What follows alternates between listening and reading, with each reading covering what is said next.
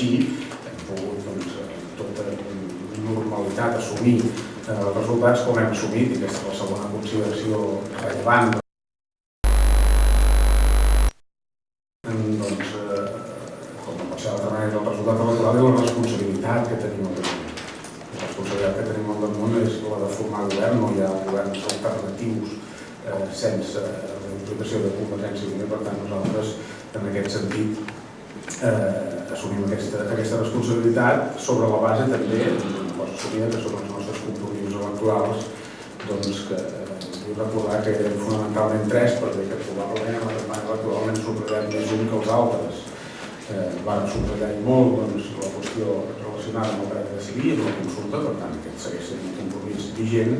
i portàvem també dos altres compromisos en el nostre programa electoral. Recordo perfectament la presentació que vaig fer davant de tots vostès al programa electoral, com la vaig començar, que era intentar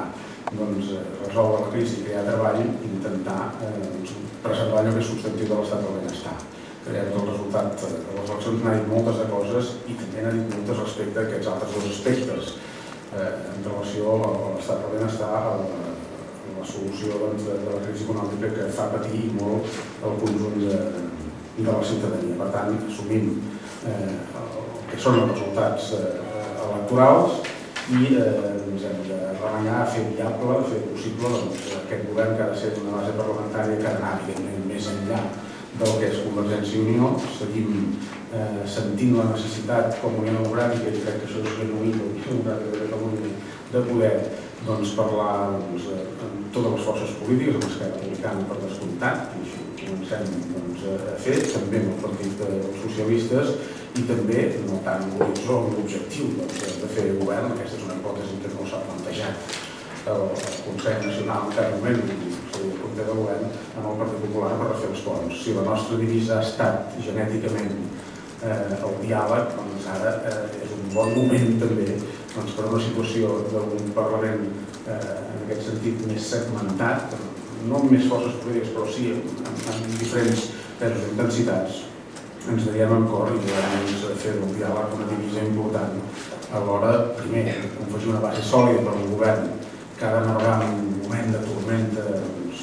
extrema, per tant no pot navegar-hi sense aquesta solidesa de suport parlamentari, i segon també amb l'horitzó posat més enllà amb la capacitat de refer tot aquell diàleg que ens posen totes les forces parlamentàries, més enllà que estrictament s'assumin o no en el que és la investidura. No tenim de tenir certesa, seguretat, base àmplia en el que és una legislatura de totes les difícils. Dit això, el debat està continuant, les intervencions encara s'estan substanciant en aquest moment. Si no veus, passaria de parlar al secretari general del Comitè de Govern, el secretari Pelegrí, i després